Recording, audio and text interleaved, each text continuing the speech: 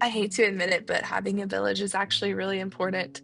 I really didn't want to believe it. And honestly, I kind of don't love having to rely on other people, but I've come to realize that it's an incredibly valuable thing to have other people in the community that are supporting your family and being a part of your life.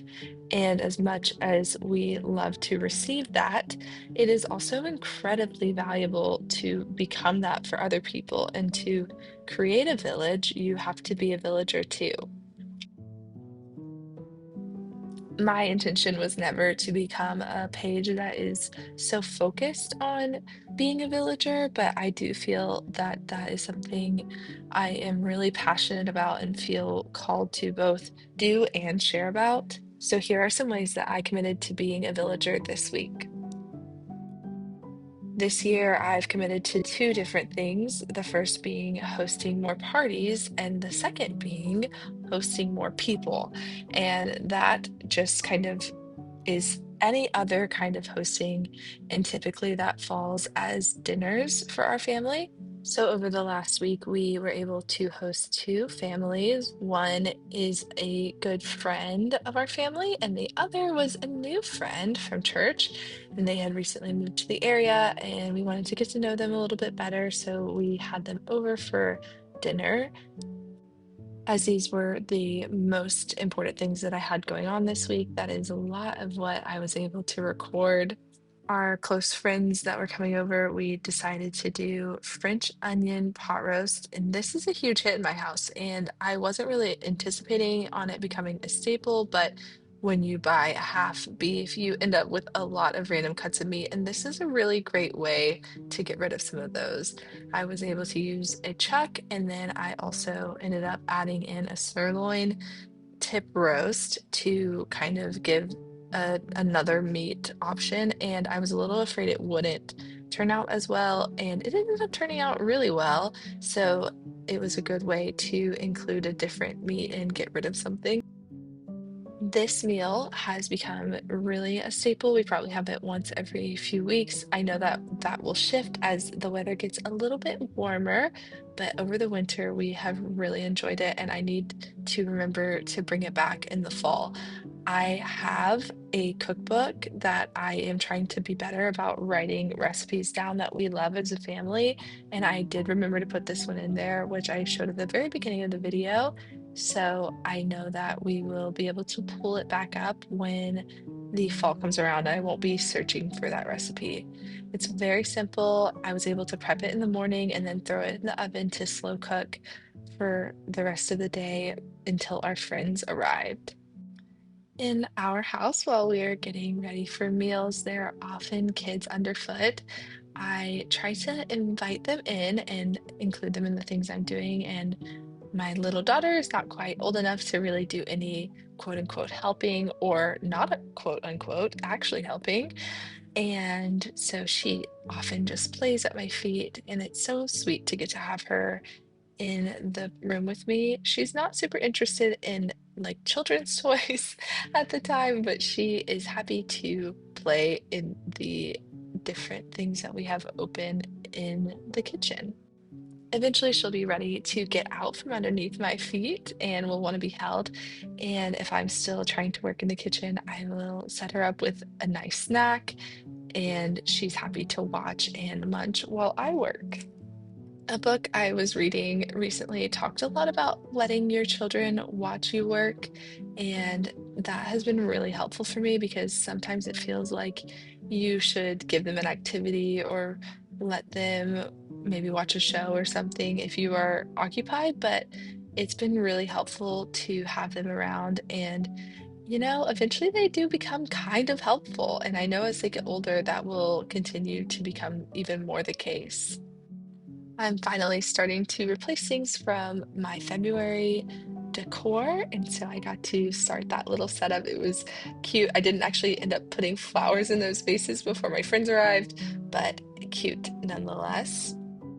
In the last 15 minutes before they arrived, I got these cookies out of the freezer and cut them up and set them on a tray, and then got all the food out of the oven and the mashed potatoes matched, and everything was ready before they got there, which allowed me to kind of host in a more hands-on way and make sure I was there to greet them at the door and really spend this time with friends.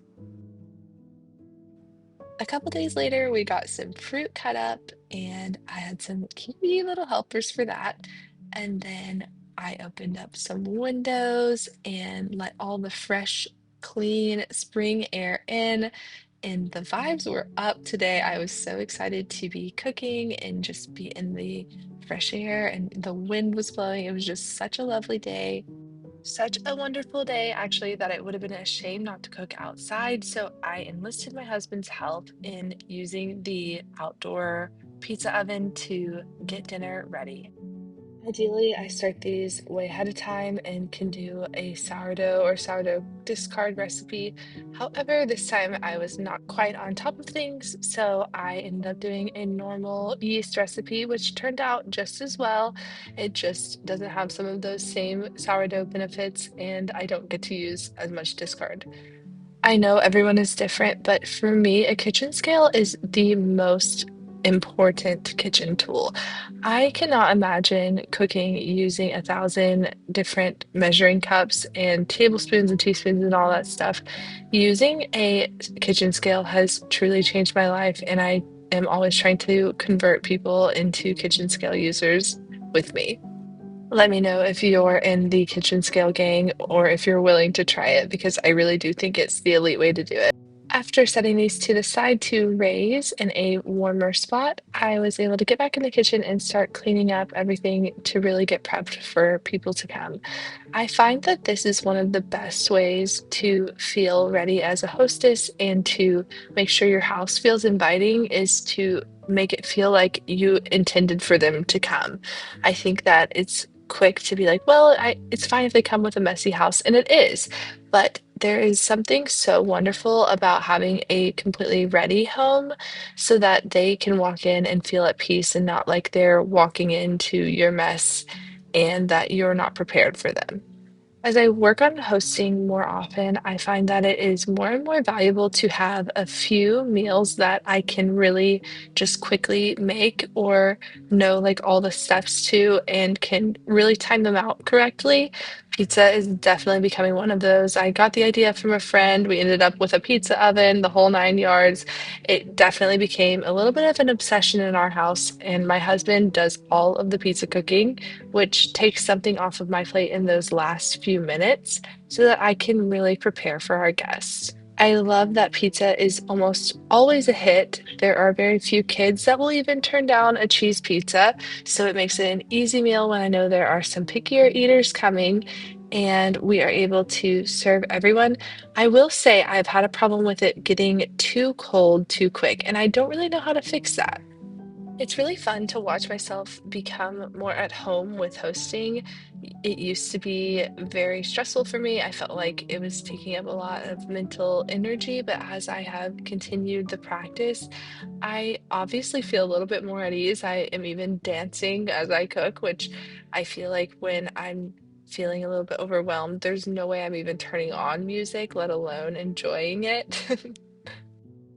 Hosting really has become so incredibly important to me because as I get older, I realize that life was really never meant to be lived alone. As much as I want to be invited to dinner or to have people offer to help in my times of need, I recognize that that really is a reciprocal relationship. And in order to have that, we have to be the village too.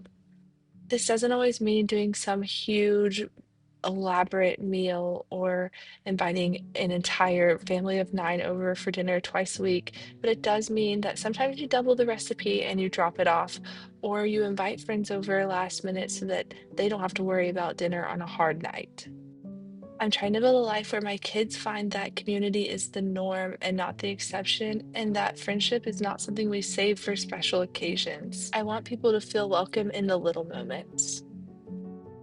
If you're trying to build a life full of home, family, and community, I'd love for you to follow along and subscribe. I post motherhood and hosting content weekly.